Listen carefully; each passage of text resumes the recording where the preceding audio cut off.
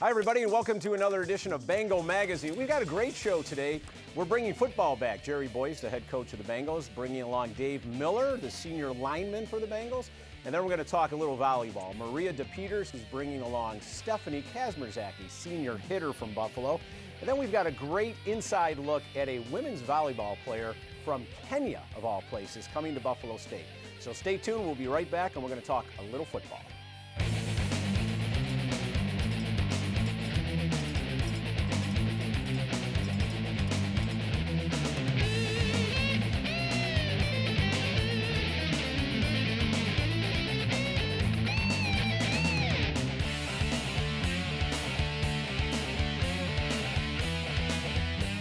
Hi, everybody. Welcome back to Bengal Magazine. We're going to talk a little football and bring you back Jerry Boyce and Dave Miller, an offensive lineman from, where are you from, Dave? Tonawanda, right here in Western New York. A couple weeks ago, we had you on. We were talking a little bit about the season, and then came homecoming right after that interview. And that was an interesting game against Kane because obviously there were little negatives in the first half, but there were enormous positives in the second half. Let's go back and talk about that game a little bit. Tale of two games, tale of two halves, tale of two games, basically, Jer? Yes, it was, Tom, which was disappointing. We didn't come out of the gate very well, and sometimes that's even as a coach, you try to explain that why we weren't with the intensity to start the game as we were when we started the second half. Have some theories on that, but the end of this day, it's a 60-minute game, right? And you can't play 30 minutes of it. And for a large part, that's what went on. But I am proud of the fact that we did play a very sound second half and put ourselves in a position to win a ball game against a very fine football team. And yet, you know, what's there for everybody to see. Sure. One play kind of decided the game. That's never the fact, but it is there. Well, yeah, we'll get to that because that was an interesting comment you said after the game in your office to me. But Dave, I want to go back to what he said and just kind of coming out ready to play. Did you sense, and it was homecoming too, did you sense the team was ready as a senior and a leader on the team, or were they not quite ready to play that game? Well, I mean, in the beginning, you know, we kind of came out a little flat because, you know, they had a good defense. You know, our offense kind of slowed down a little bit.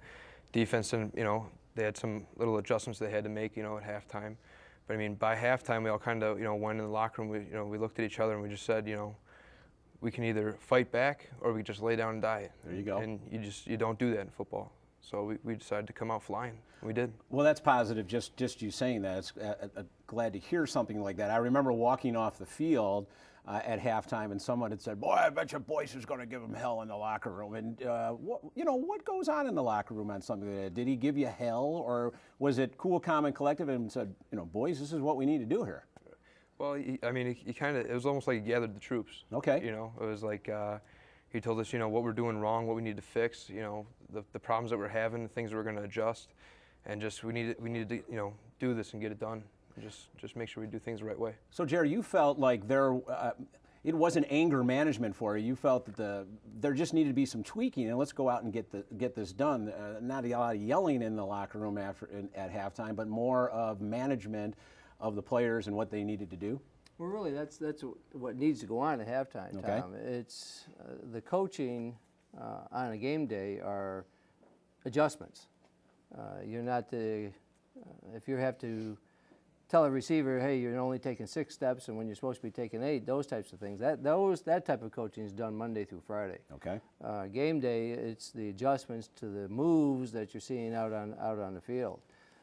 So yes, there were some adjustments made, but what really helped us is as we started that second half, we had a great athletic play by one of our players on an interception, and we converted that within 4 plays into a touchdown. And that spark, I know, because where I believe we're not as a team is we're not believing that we can win.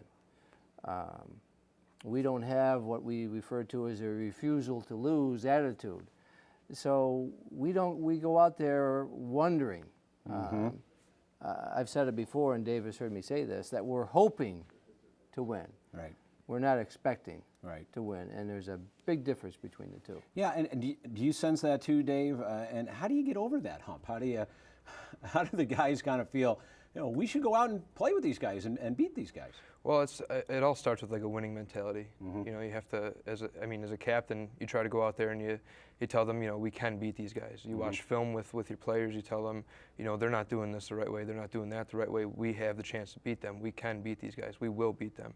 So you just have to stay positive, you have to stay confident, and just keep reiterating it to the players that you can win, you will win. And you're down 23-0, come back to lead 29-26, and then the ensuing kickoff, and the crowd, it was quite a scene, the comeback, and the crowd was into it, the players were into it, the kickoff, and an athletic kickoff return. He did some neat things, and looking at some film, there probably may have been a couple penalties on the play, but that's another thing. After the game, when I saw you in your office, you were more concerned about not so much, in fact, you didn't even mention the kickoff, you mentioned can't play a first half like that. Is that a lesson learned by the players?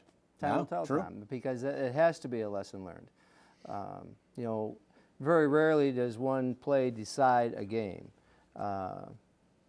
It may look like it does because there's a classic example. Geez, we don't let that come back for a touchdown, and boy, our defense is playing well and things are working.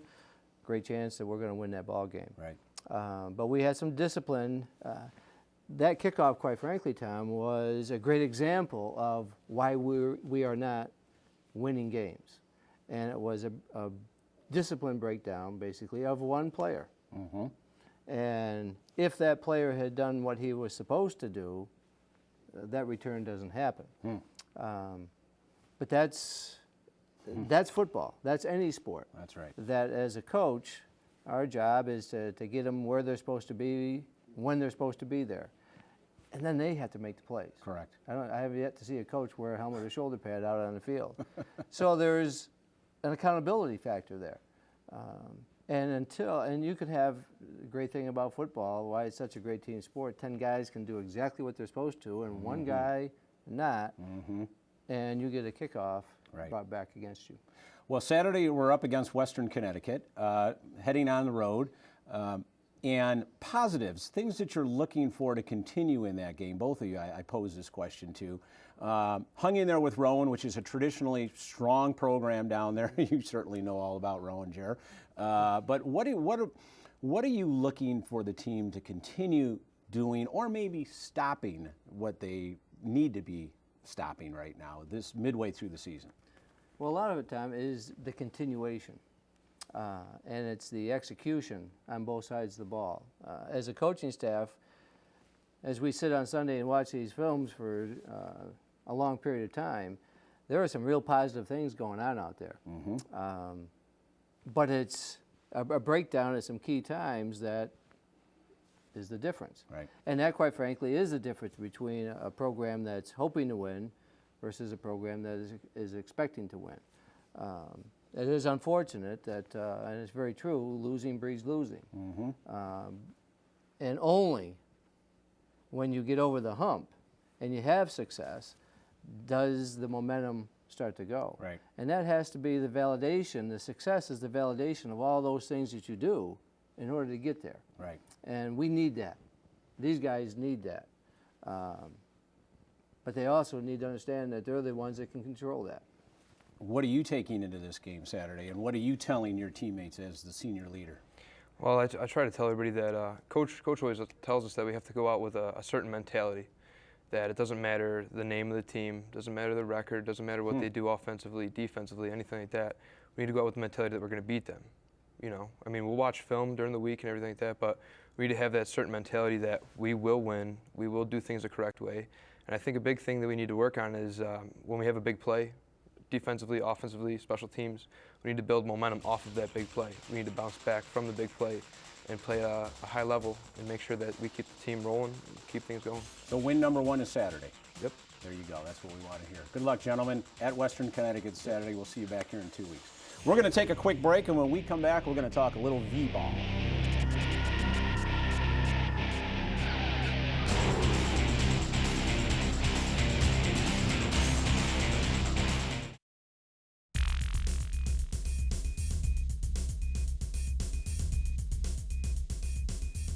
We are going to talk with some Spikers now. Yes, volleyball takes stage, and with us is Maria DePeters, the assistant coach for women's volleyball here at Buffalo State, and Stephanie Kazmierczak, a senior hitter from Buffalo, and I believe City Honors? Yep. Yes, a volleyball powerhouse, are they not? Yes. I do know that about year. volleyball, absolutely. That's why she's smiling, and a transfer from Pace University. So we're glad you're here, Steph, and welcome to the show.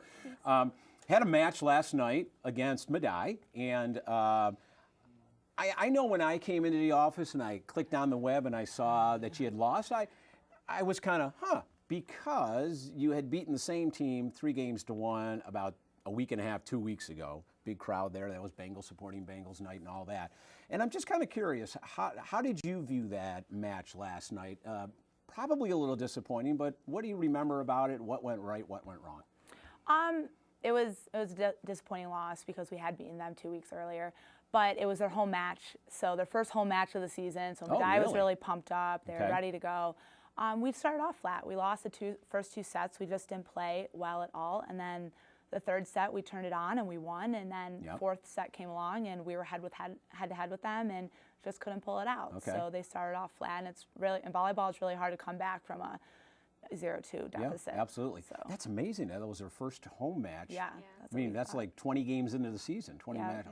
Whatever. That's their scheduling problem, not mine. But did you feel, Steph? Did you feel the same way? I mean, did you guys kind of come out flat? Did you sense that? Yeah.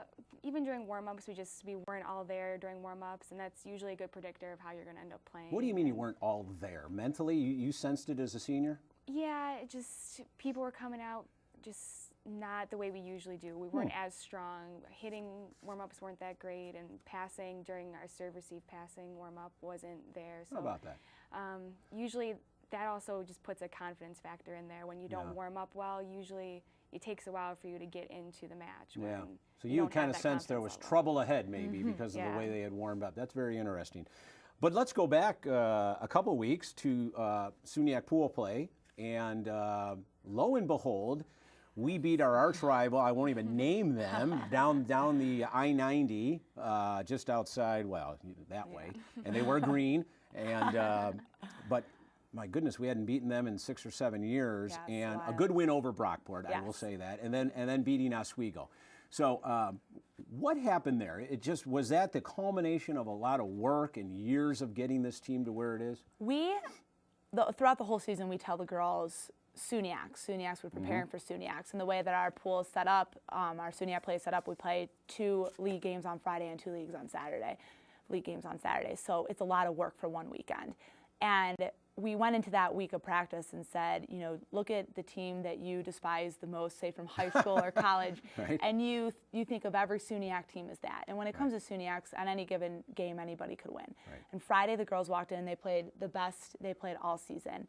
And they were mentally there, they were physically there, they had a flow to their match, and it was outstanding to watch. It really was, and they were consistent from beginning to end. And you agree with that, Steph? Yeah, totally. So you came out well in warm-ups then? Yes. Okay. And then what happened in the match itself against Brockport? What was maybe something different, or everything just kind of clicked in, and that must give you enormous confidence to be able to say, hey, we can do this? Okay, well, we know when we're consistently playing that we can do well. When everything is on, there's no team that can beat us, really. Okay.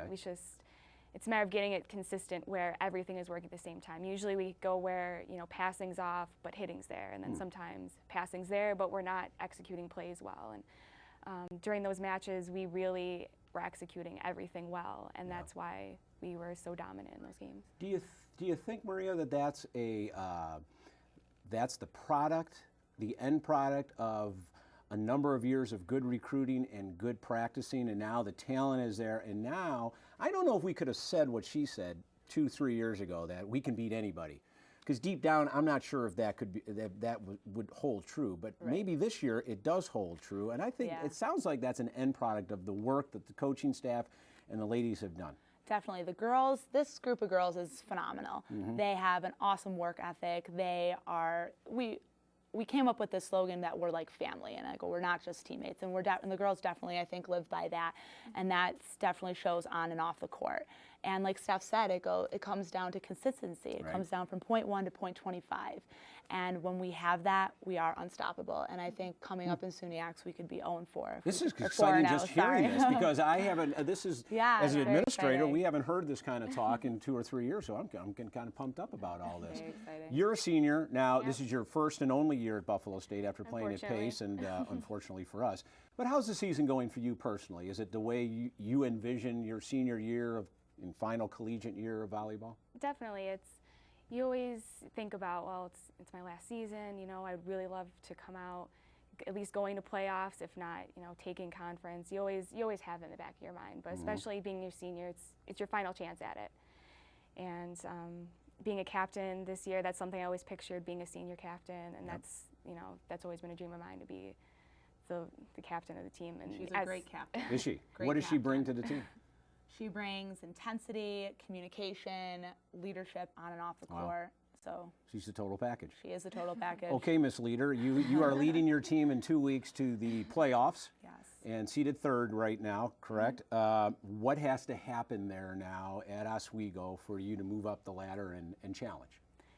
Well, we just have to come out strong, come out knowing that we can beat the teams. After the first weekend, we were a little disappointed because we felt that we could have beaten those teams that we lost to.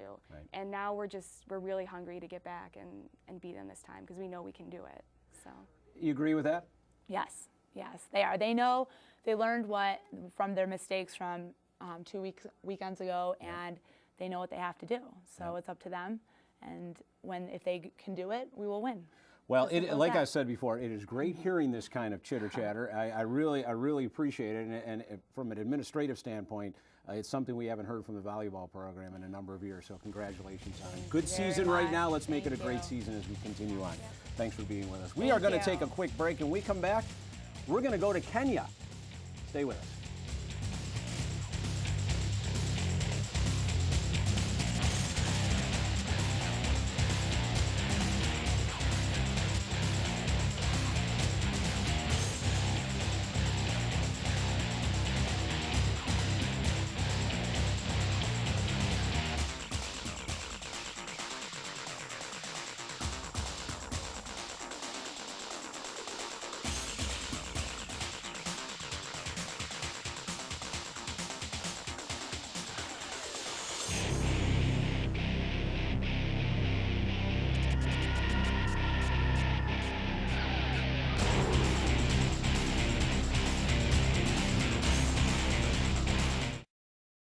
You know, we have over 400 student athletes at Buffalo State, and they're not from Western New York. Some are and some aren't.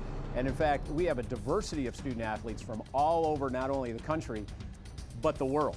And we have a volleyball player, Mary Naboi, who is from Kenya, of all places, and found her way to Buffalo State College, miles and miles and miles and oceans away. So Lizzie Lewin, in our first installment of Getting to Know Your Bengals, is going to bring you the story of Mary Naboi coming to Buffalo State from Kenya. With ball in full swing, the Buffalo State Bengals are staying busy as they gear up for yet another competitive season with the addition of some new names on the rosters. For this feature of Bengal Magazine, I'll be joined by head women's volleyball coach Jen Breyer and freshman starter Mary Naboi. This compelling interview captures the story of a young woman originally from Kenya whose childhood experiences and love for the sport of volleyball have helped mold her into the diligent, disciplined athlete that she is today. Kenya, a country located in East Africa, sits alongside the Indian Ocean. Geographically, it is bordered by Somalia to the northeast, Ethiopia to the north, Sudan to the northwest, and Tanzania to the south.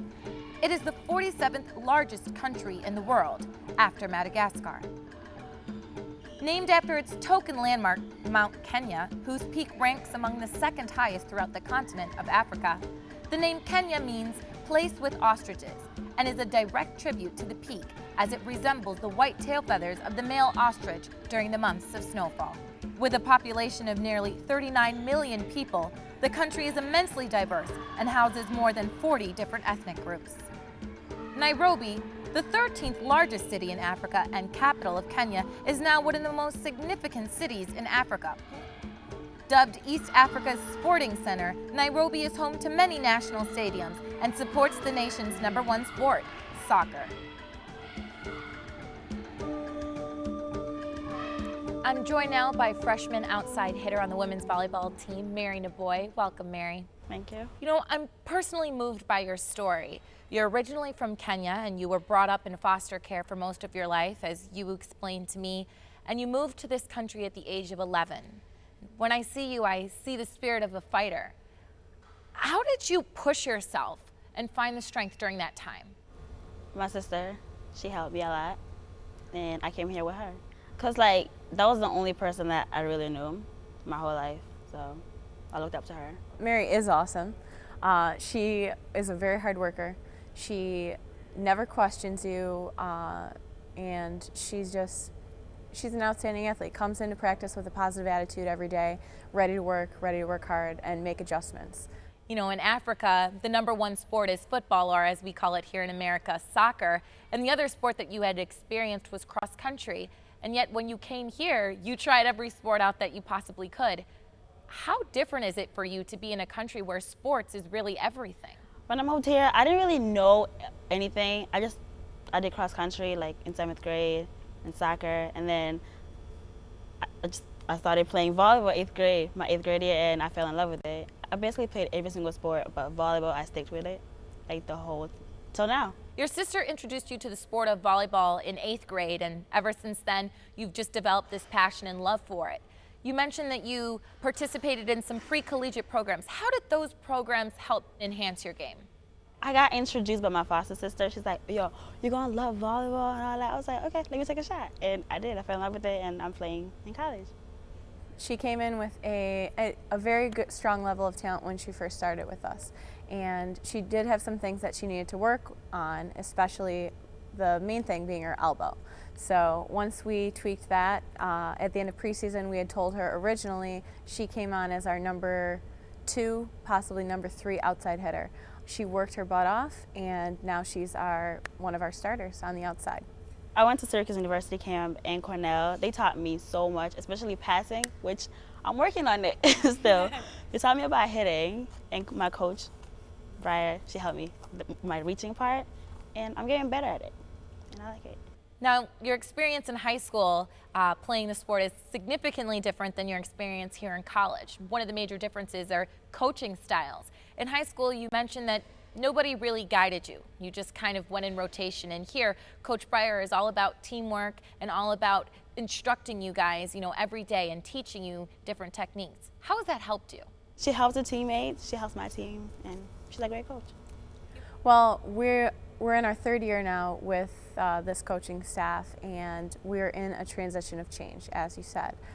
We're changing the culture of Buffalo State. We're teaching our athletes to win, which is a very difficult thing to have to overcome in a program that's mostly used to being a losing program. So that's a huge obstacle to overcome, and these girls have just taken that on full stream. I find it very inspiring that your mentor is your teammate. You know, Sherelle McLean, a sophomore middle, only 1 grade above you, and yet she's really helped you both on the court and off the court. Can you talk a little bit about your relationship? Every single time when I mess up, when I play ball, she's like, just stay low and pass. Like, she teaches me how, like, the right way, and I do it the right way, the way she's taught me. So I just do it, and she supports me, especially in my studying. I ask her questions. I thought that was really good. She's like my other big sister. Mary's just been one of those freshmen who's come in automatically on the same page with the coaching staff, ready to work hard and ready to begin with that end goal in mind, which ultimately this year is SUNYAC playoffs. Right now we finished this past weekend 2-2 in SUNYACs, which places us 3rd in the West, which is right on par for playoffs, which is our ultimate goal. In the long run, you're going to look at Buffalo State as being a contender, and we're going to be giving teams a fight no matter what. Well, here's to getting to know your Buffalo State Bengals. Join me again in 2 weeks as I take a trip down the track with the cross-country team. I'm Elizabeth Lewin. Tom, now back to you. Lizzie, thank you. That was a fantastic feature and really something else when you think about it. Little old Division III Buffalo State and a volleyball player from Kenya and succeeding on the court. Thanks a lot, Lizzie. Well, that's going to wrap it up for this edition of Bengal Magazine. Everybody here at Instructional Resources, thank you, and thank you for watching. And we'll see you in 2 weeks for more Bengal Magazine.